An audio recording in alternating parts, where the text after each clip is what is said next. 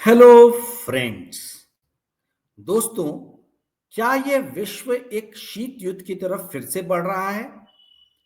आप सोचेंगे मैं ये सवाल क्यों पूछ रहा हूं।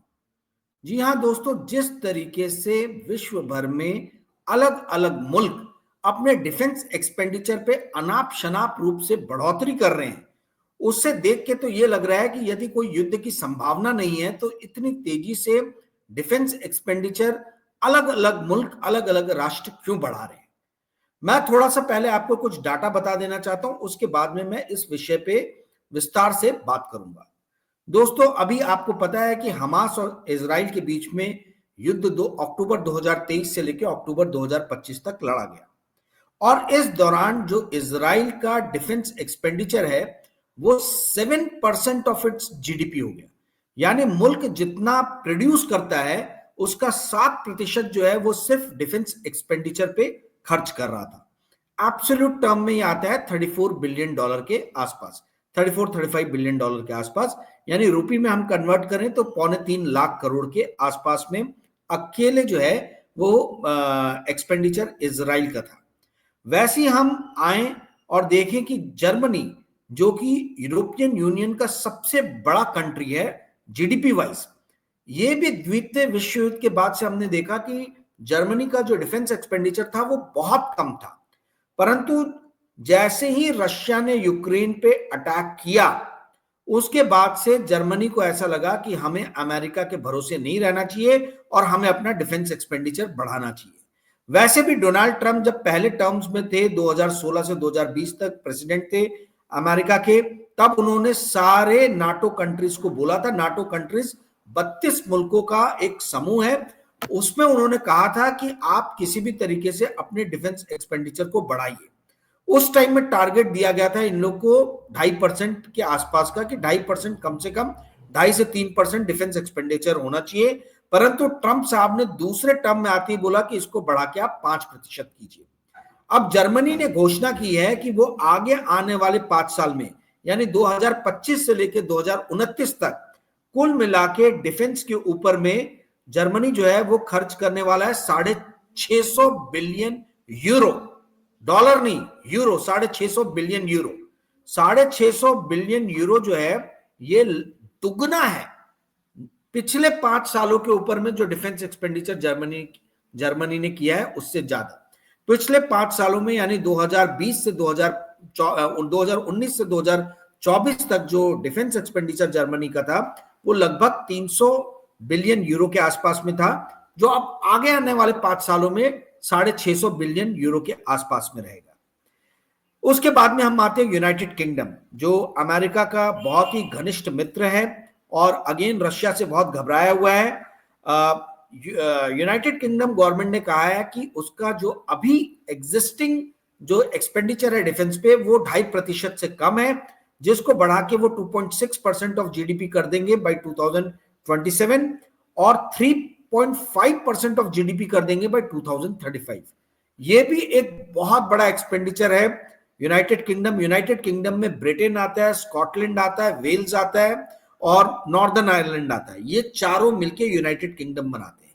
ठीक है, तो याद रखिएगा जब मैं यूनाइटेड किंगडम बोलूं तो इसके अंदर में सिर्फ इंग्लैंड नहीं है, इंग्लैंड के साथ में स्कॉटलैंड भी है, वेल्स भी है और आपका नॉर्दर्न आयरलैंड भी है। तो इसका जो डिफेंस बजट है वो 3.5% तक बढ़ाने की बात की जा रही है। उसके बाद में एशिया में आ जाइए। एशिया में अमेरिका का सबसे घनिष्ठ जो सहयोगी है वो है Japan. Again second world war के बाद में अमेरिका ने जापान को कहा था कि आपकी रक्षा की जिम्मेदारी हमारी है और आपको अपनी डिफेंस खड़े करने की जरूरत नहीं है। बट जो ताकाइची, जो अभी पहली महिला जापानी प्रधानमंत्री बनी है, उन्होंने क्लियर किया है कि भाई हम जापान को फिर से जो है वो सामरिक रूप से सशक्त करेंगे और जापान फिर से जो है डिफेंस एक्सपेंडिचर अपना बढ़ा रहा है। जापान का आज की डेट में डिफेंस एक्सपेंडिचर है 1.8% ऑफ जीडीपी, जिसको उन्होंने कहा है कि वो बढ़ा के 3% तक अगले 2 साल में करेंगे।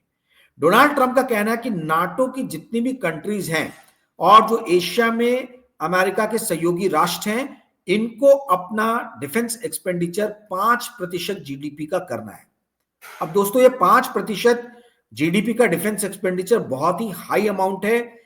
डोनाल्ड ट्रंप का ऐसा मानना है कि पिछले द्वितीय विश्व युद्ध के बाद से पिछले 70-75 सालों से अमेरिका ही मेनली डिफेंस पे एक्सपेंडिचर कर रहा है, और बाकी सारे जो मुल्क हैं वो इस डिफेंस एक्सपेंडिचर का फायदा उठा रहे हैं, क्योंकि उनको कम डिफेंस में खर्चा करना पड़ रहा है, और फिर वो अपनी जन कल्याणकारी नीतियों में पैसा ज्यादा ज्यादा लगा रहे हैं, क्योंकि उनकी रक्षा की जिम्मेदारी जो है वो अमेरिका ने उठा के रखी है।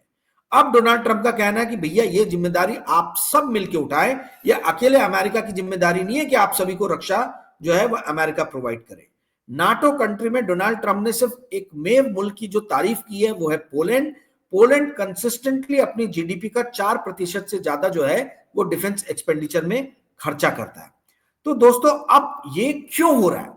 इसका डिफेंस एक्सपेंडिचर जो नाटो कंट्रीज बढ़ा रही है उसके पीछे एक बड़ा कारण यह है कि एक दूसरा धड़ा जो है वो उभर के आया है पिछले 5-7 सालों में। ये दूसरा धड़ा कौन सा है? दूसरे धड़े में सबसे बड़ा सशक्त मुल्क है चाइना, और चाइना के साथ में सहयोगी है रशिया। चाइना हर साल अपने डिफेंस एक्सपेंडिचर में $250 बिलियन के आसपास खर्च करता है। ये उसके ऑफिशियल फिगर है, बट कई सारे अमेरिकन रिसर्च इंस्टीट्यूट्स का मानना है कि ये बहुत अंडर एस्टिमेट करके ऑफिशियल फिगर्स बताए जाते हैं, और चाइना का डिफेंस एक्सपेंडिचर कम से कम $350 बिलियन से $450 बिलियन के बीच में है। वहीं दूसरा जो बड़ा धड़ा है इसका वो है रशिया। रशिया अपने जीडीपी का $155 बिलियन जो है वो डिफेंस एक्सपेंडिचर में खर्च करता है। सॉरी, एब्सोल्यूट टर्म में $155 बिलियन जो है अपनी जीडीपी का वो खर्चा करता है डिफेंस में। तो ये दोनों ही मिला के चाइना और रशिया मिला ले तो $600 बिलियन का सिर्फ इन दोनों का ही एक्सपेंडिचर है, जो बहुत ज्यादा है यूरोपियन यूनियन से। यूरोपियन यूनियन जैसे मैंने आपको बताया 300-350 बिलियन डॉलर मिलके सारे मुल्क कमाते हैं, खर्च करते हैं डिफेंस पे। परंतु यूरोपियन यूनियन के साथ में खड़ा है अमेरिका जैसा हाथी। वर्ल्ड का आज टोटल जो डिफेंस एक्सपेंडिचर है वो है $2.7 ट्रिलियन। उसमें अकेले $900 बिलियन का जो एक्सपेंडिचर है वो अमेरिका करता है, यानी विश्व के टोटल डिफेंस एक्सपेंडिचर का 1/3 जो है वो अमेरिका खर्चा करता है। तो चूंकि अमेरिका खड़ा है यूरोपियन यूनियन के साथ में, इसलिए यूरोपियन यूनियन अभी तक जो है बहुत ही मतलब अपने डिफेंस एक्सपेंडिचर को कम करके रखे थे, और पैसा जो है वो जन कल्याणकारी नीतियों में खर्च कर रहे थे।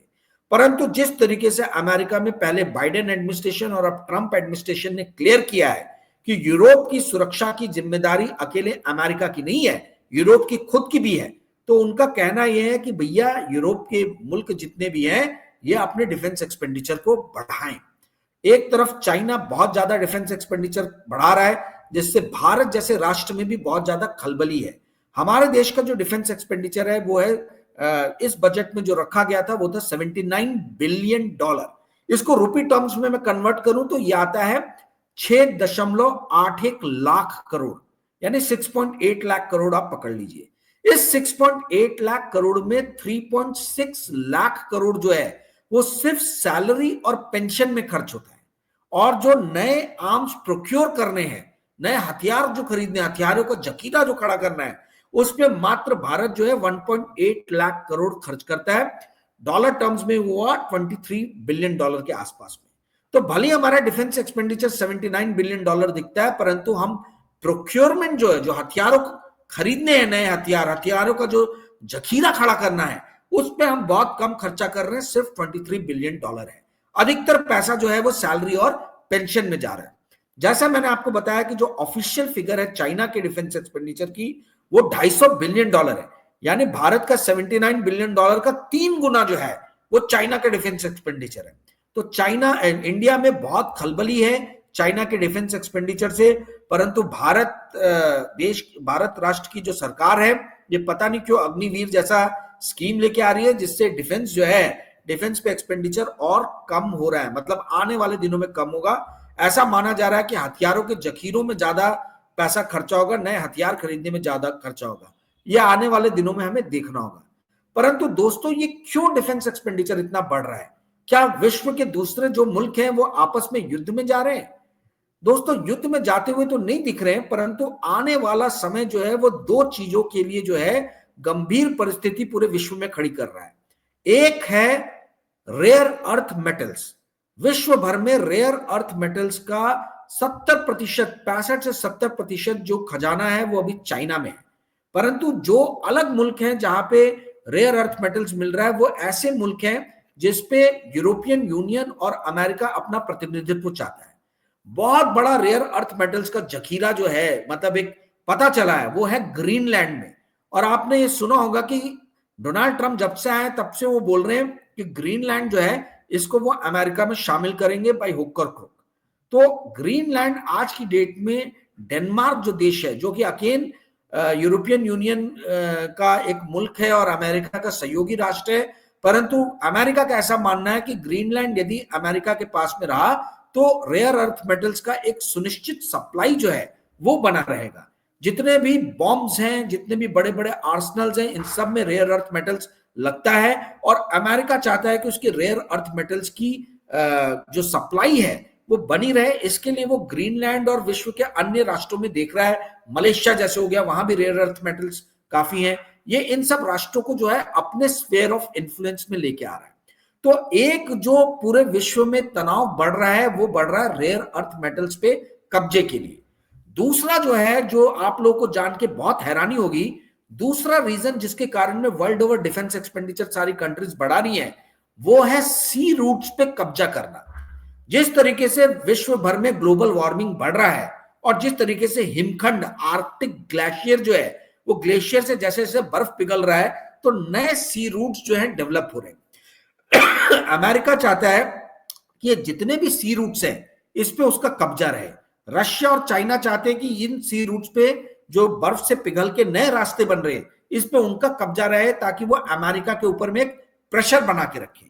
चाइना ने ग्रीनलैंड में 3 एयरपोर्ट्स बनाने का जो है वो पेशकश किया। अमेरिका ने डेनमार्क गवर्नमेंट की बाह मरोड़ के जो है ये तीनों के तीनों प्रपोजल जो है कैंसिल कराए, परंतु चाइनीज लोग बहुत भारी मात्रा में ग्रीनलैंड में घुस गए हैं। वो लोग अलग अलग तरीके के वहां पे एक्सपेरिमेंट्स कर रहे हैं, रेयर अर्थ मेटल्स की प्रोसेसिंग की इंडस्ट्री लगाने की बात कर रहे हैं, जिससे पूरे यूरोपियन यूनियन और अमेरिका में खलबली है। और अब ये मुल्क मिलके जो है वो चाहते हैं कि हम अपना डिफेंस एक्सपेंडिचर इतना बढ़ाएं कि चाइना और रशिया जो है वो थोड़े से बैकफुट पे हैं। ये जो दूसरा खेमा है चाइना और रशिया का, इसमें कुछ छोटे मुल्क भी शामिल हैं, जैसे कि नॉर्थ कोरिया हुआ, जैसे कि ईरान हुआ, है ना। ये मुल्क जो है ये भी पहले सीरिया था, अब तो सीरिया में बसत साहब जो है उनका शासन खत्म हो गया, वो खुद रशिया भाग गए हैं। तो इस तरीके के छोटे छोटे मुल्क जो है वो भी चाइना के साथ में खड़े होते हुए नजर आ रहे हैं। यूरोपियन यूनियन में हंगरी नाम का एक राष्ट्र है जो रशिया के साथ में खड़ा हुआ नजर आ रहा है। तो ये सारे जो मुल्क हैं इन लोगों के खिलाफ नाटो के अंदर में और यूरोपियन यूनियन और अमेरिका के अंदर में बहुत ज्यादा असुरक्षा की भावना है कि कभी भी चाइना और अमेरिका हमारे ऊपर में हावी हो सकता है। ऐसी परिस्थिति में भारत के लिए जियोपॉलिटिकल स्फीयर में बहुत बड़ा एक स्पेस बनता है। पर भारत की विदेश नीति इतनी गलत राह पे बढ़ चली है कि ना तो हम चाइना के खेमे में रास्ता बना पा रहे हैं, ना अमेरिका के खेमे में रास्ता बना पा रहे हैं, और गुट निरपेक्ष देशों का जो एक गुट हुआ करता था उसको तो हमने बहुत पहले तिलांजलि दे दी है। तो भारत की क्या भूमिका रहेगी ये समझ में नहीं आ रहा है। दोस्तों, इजराइल जैसी छोटी कंट्री ने डिफेंस को अपना मेन आमदनी का जरिया बना लिया है। इजराइल की 3 जो बड़ी कंपनीज है डिफेंस एक्सपेंडिचर की, Israel arrow defence company, Elbit और एक और कोई कंपनी है जिसका नाम मुझे अभी ध्यान नहीं आ रहा, ये तीनों कंपनीज जो है ये 71% जो है जो उस रीजन का डिफेंस एक्सपेंडिचर है, यानी नॉर्थ अफ्रीका और गल्फ एरिया का 71% एक्सपोर्ट जो है सिर्फ इजराइल कर रहा है। और इजराइल आज की डेट में वर्ल्ड का वन ऑफ द बिगेस्ट जो है डिफेंस एक्सपोर्टर हो गया है।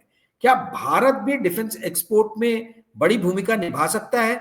ऐसा कहा जा रहा है कि भारत की डिफेंस कंपनीज जैसे HAL हुआ, BEL हुआ, BEML हुआ, कोचिन शिपयार्ड हुआ, ये सारे भी डिफेंस में बड़े ऑर्डर्स लेके आने की कोशिश कर रहे हैं, परंतु टेक्नोलॉजी के लेवल पे हम मार खा जा रहे हैं। तो कहने का अर्थ यह है, आगे आने वाले दिनों में देखना होगा कि जिस तरीके से विश्व के हर मुल्क जो है डिफेंस एक्सपेंडिचर में पैसा खर्चा कर रहे हैं, भारत उसका कैसे फायदा उठा सकता है। क्या हम भी डिफेंस को अपना एक एक्सपोर्ट का बड़ा जरिया बना पाएंगे? क्या भारत के लिए वो स्पेस बनता है? सबसे मजे की बात यह है कि जब तक आप डिफेंस पे R&D में खर्चा नहीं करो, तब तक डिफेंस में आप जो है एक अपना मुकाम जो है वो सुनिश्चित नहीं कर सकते हो। आज की डेट में विश्व में सबसे ज्यादा डिफेंस पे एक्सपेंडिचर R&D में, रिसर्च एंड डेवलपमेंट में यदि कोई खर्च कर रहा है तो वो है अमेरिका, जो कि 0.62% है। ये ऑफिशियल फिगर है। 0.62% ऑफ इट जीडीपी। $30 ट्रिलियन की अमेरिका की जीडीपी है, तो यानी लगभग 1.5 से 1.7 ट्रिलियन डॉलर के आसपास में अमेरिका हर साल सिर्फ R&D में खर्चा करता है डिफेंस के। इसके अलावा चाइना के फिगर्स आपको पता है कि दोस्तों ऑफिशियल वो कुछ और बताते हैं, होता कुछ और है, तो उस पर बात करके कोई अर्थ नहीं है। यूनाइटेड किंगडम जो है वो यूरोप में सबसे ज्यादा डिफेंस एक्सपेंडिचर के R&D पे खर्च करता है, उसका फिगर है 0.12% ऑफ जीडीपी। और यूरोपियन यूनियन पूरा मिला के जो है वो खर्चा करता है वो है 0.04%। तो बहुत कम R&D में जो है वो खर्चा हो रहा है। इंडिया इसमें स्पेस अपने लिए बना सकता है, वो डिफेंस की R&D में पैसा खर्चा करे, तो आज से 10 से 12 साल के अंदर में भारत भी बहुत बड़े एक्सपोर्टर के रूप में डिफेंस इक्विपमेंट्स के उभर सकता है। और भारत को करना भी चाहिए, क्योंकि हम चारों तरफ से दुश्मन मुल्कों से घिरे हुए हैं।